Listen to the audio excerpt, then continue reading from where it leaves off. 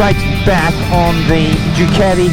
Been away for a couple of weeks over the Christmas break, and I have to say I have really missed riding the beast that is the Ducati Streetfighter 54S, baby. Oh, it's so good. I'm in road mode. I know. Can you believe it? I'm in road mode. Why am I in road mode? Well, I'm in road mode because one of my subscribers has asked me the question, how does the Brentune go for everyday riding in, normal road riding conditions and settings? So I've chucked it in road mode and made sure it's in the stock road mode settings, and I'm just testing it out with the Brentune. And I do recall when I got on the BMW M1000R after I Brentuned it, that its road manners were greatly improved. But the thing that the Brentune did for that bike was it gave it a bit more down-low response. Yes, it was smoother, but it was gruntier and torqueier. More torqueier. Whereas the main impact I've had on the Streetfighter from the Brentune is just grunt. Probably less sort of an enhancement to the smoother ability. Although, look, that's what I'm doing this review today for. I'm doing the review to see how much more smoother this bike is in normal everyday post the Brentune. So let's find out.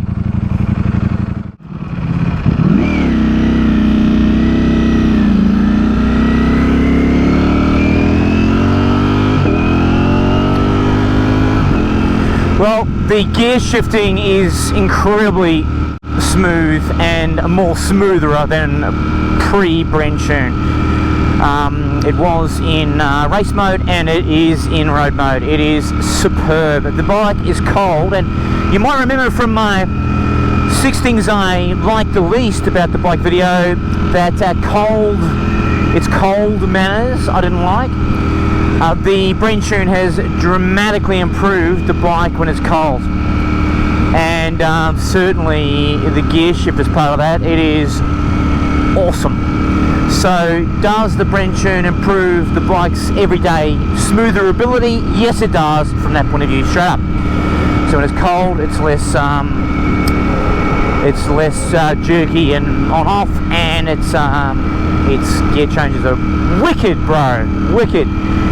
Spent a bit of time back in my homeland of New Zealand, so if my accent does revert back to the New Zealand English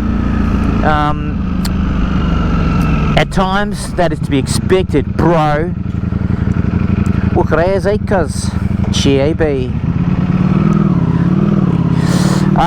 Anyway, so yeah, look, even just starting off then, clutching off the line, yep, it's smoother. It is definitely smoother. So whilst I think the emphasis is on the way the torque is distributed through the rev range, there's notable improvements in this low speed environment. And I'm in second now, going uphill. Let's go to third. Look at that, third gear, 50 k's an hour uphill.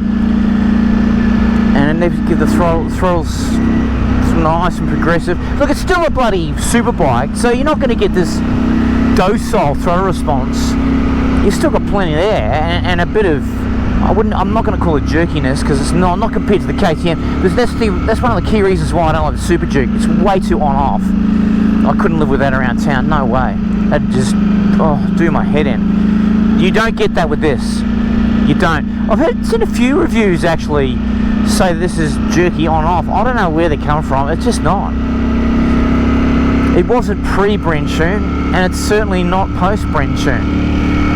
I just think some people need to understand that this is a bloody 210 horsepower motorcycle, and it's going to be a bit, it's going to be exciting. That's what you want. That's what you bought in the first place. But as a daily commuter, can you live with this? Absolutely, it's awesome.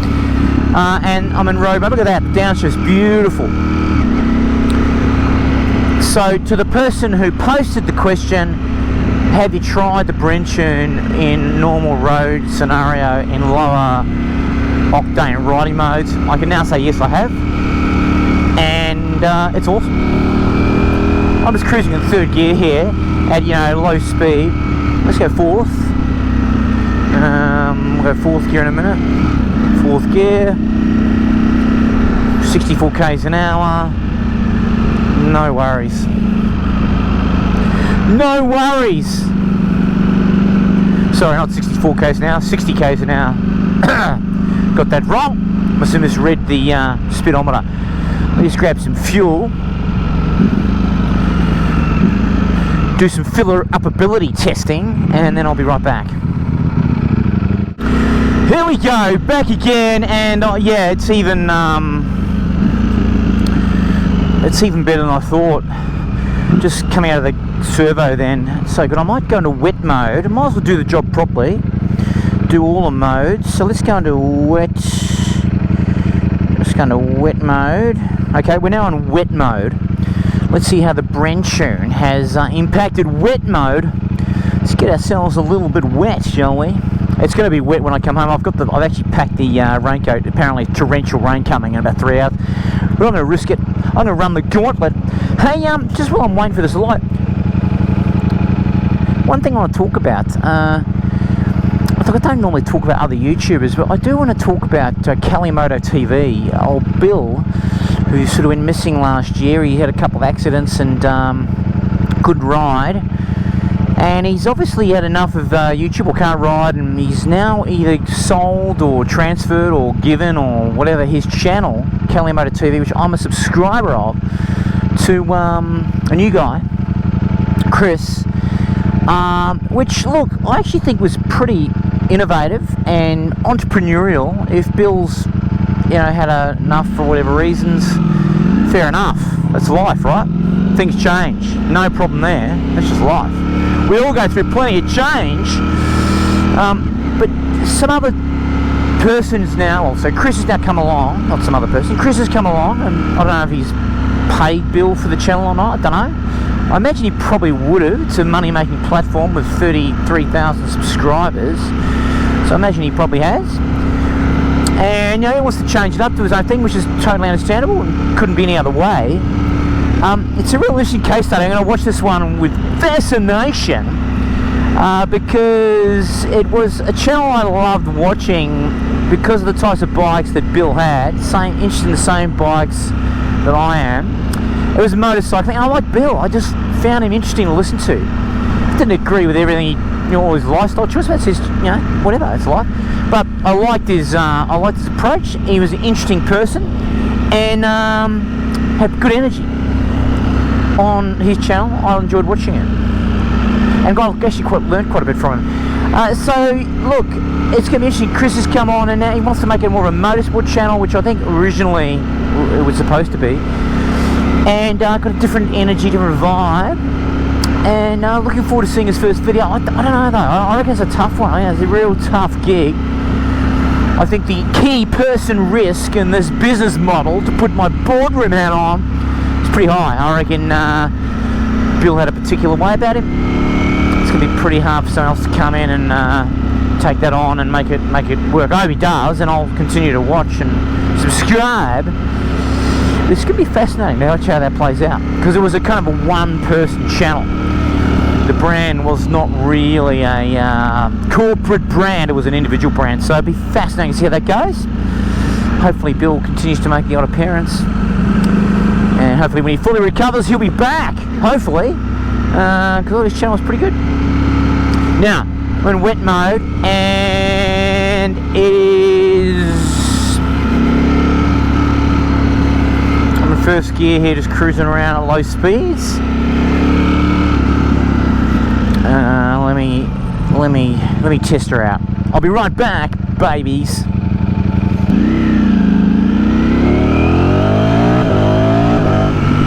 Oh yeah, I mean, downshifts are great. Downshifts are particularly good, actually.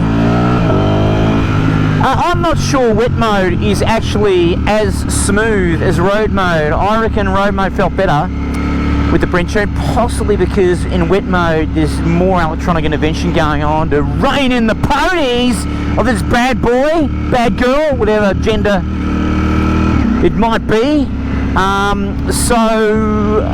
Yep, no, I mean, look, is it smooth? Yeah. Is it smoother? Yeah, for all the reasons I've already mentioned, but wet mode is boring as batshit, and I only ever use it in absolute treacherous conditions where I don't back my throttle control. I do think, but I think road mode was more smoother for the reason I just mentioned. Pretty slightly less electronic intervention going on to rein the beast in. So yes, but it is better. Now let's go back to my trusty race mode. I suppose we should try sport. Hang on. Close throttle. Sport mode. Yeah, we're in sport mode now. Oh, that's better.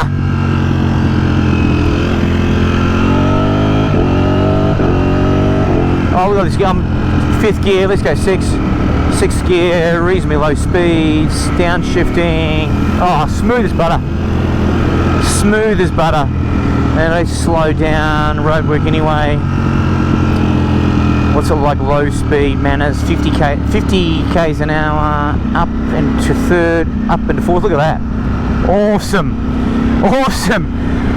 The higher up you go in the modes, the more smoother, the better the impact on smoother ability by the Brentune. For what I think are reasonably obvious reasons, probably less electronic intervention going on. I don't know, I could be talking a whole pile of crap. But anyway, it does feel extremely 5th gear, 6th gear, and 6th gear now in sport mode. Okay, let's go down, 4th, on off, it's fine. Absolutely fine. Well, better than fine, really good. I'll jump in the bus lane here. Thank you very much for coming. 40 k's an hour. Thank you. Go up. 2nd, 3rd, 4th. Oh, as smooth as you like. But let's go back into my trusty race mode. Wherever you are, there you are. Race mode. Close throttle. Open throttle. Now back into race mode.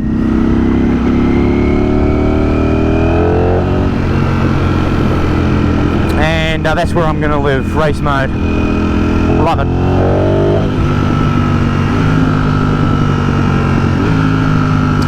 So, thank you for the question. Actually, that is slightly more jerky response in race mode. Obviously, just balls to the wall. I've got it set up in the maximum power mode, so it's just boomer. So, here's my summary. In race mode, is it smoother? Yeah, but not by much. In sport and in road mode, it's noticeably smoother. And in wet mode, yeah, it's smoother, but wet mode's raining so much in that it doesn't really matter. It's non-applicable. NA. So if your question is, can I ride this on a daily basis in sport mode and road mode, and is the Brentune going to be much more smoother? Yes, it is. Unequivocally yes, by a country mile. But at other ends of the extreme ends of the range, i.e. wet mode and race mode, probably less about the smooth impact of smoother ability, and more about the grunt that has been added in that low, mid and mid range of the motorcycle. There you go, there's my analysis. Now, good to be back. I hope for those of you who heard that question, this has been helpful. 2024's here. Going to plan lots of cool videos. Probably not quite as many. I've got a really busy agenda at work.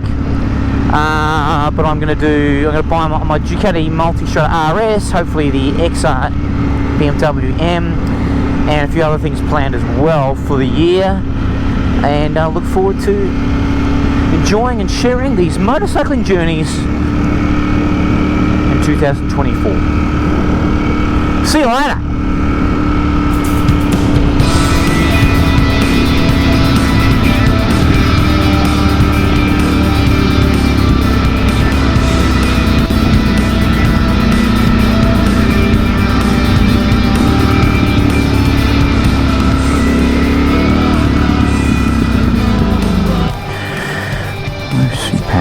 more short, don't you think?